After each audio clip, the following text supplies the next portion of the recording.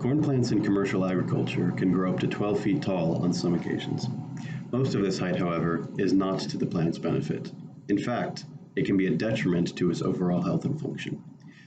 This height requires significantly more inputs, requires plants to be spaced farther apart, and leaves the plant vulnerable to weather-related damage. Just last year, a storm system in Iowa flattened around 20 million acres of corn. Thus, attention in recent years has turned to finding varieties of corn that are considerably shorter on average. Our lab has developed 2 strains of corn containing dwarfing mutations. One in particular, Brachytic 2, or BR2, has garnered much attention recently because their dwarfing results largely from the shortening of lower stem internodes. The BR2 plants that are desirable agronomically, however, require alleles whose function is lost only partially.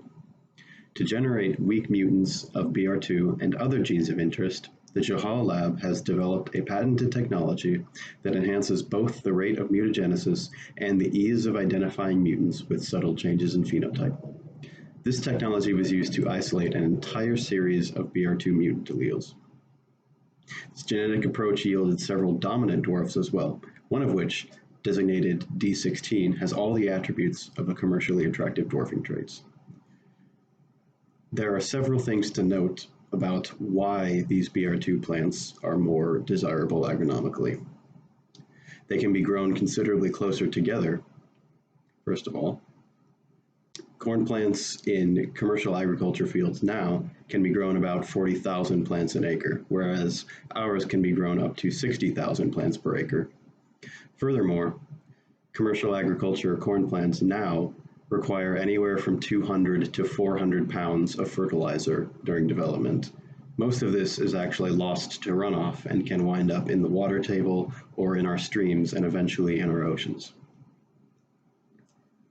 Our BR2 plants require only about 25 pounds of fertilizer in early development and another 50 in intermediate development, which considerably saves cost. A key objective was to integress or move D16 and one of the weak mutant alleles of BR2, specifically BR285, to the elite germplasm by back crossing. While heterozygous plants containing the dominant D16 mutant allele could be discerned visually, plants containing the recessive BR285 mutant allele needed to be tracked or genotyped by a molecular marker. This molecular marker is PCR-based and is called a DCAPS marker. Given that the BR285 is caused by a single base pair change, or an SNP, a set of primers are designed in a way that amplify a restriction enzyme cleavable product only from one of the 2 alleles of a diploid plant. The DCAPS marker that has been designed for BR2 cleaves the mutant amplicon only and not the normal wild-type amplicon. CAPS, and specifically DCAPS, are essential tools at our disposal. CAPS is a widely used method for the detection of single nucleotide polymorphisms, SNPs. However, this method can only be used if a mutation leads to the abolition of an existing restriction site or the generation of a new one. A more advanced CAPS approach is DCAPS, or derived CAPS, because it can intentionally induce or abolish a restriction site at the site of a mutation. This can be accomplished using our specially designed primers. Upon the completion of PCR, we are able to tell whether or not our extracted DNA samples contain the mutant allele of interest. Our findings prove why there has been so much interest lately in the BR2 gene and the D16 gene. The mass cultivation of corn varieties with the BR2 gene specifically could be used to help combat yield loss from weather conditions.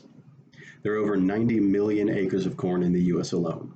Introduction of our mutant crops has the potential to revolutionize corn production across the world. However, since the gene itself is recessive, careful work is required in order to properly express the gene in populations. The 2 aforementioned dwarfing traits, BR2 and D16, must be back-crossed and integressed into the elite germplasm. Currently, we are in collaboration with the company Ag Alumni Seed to accomplish this.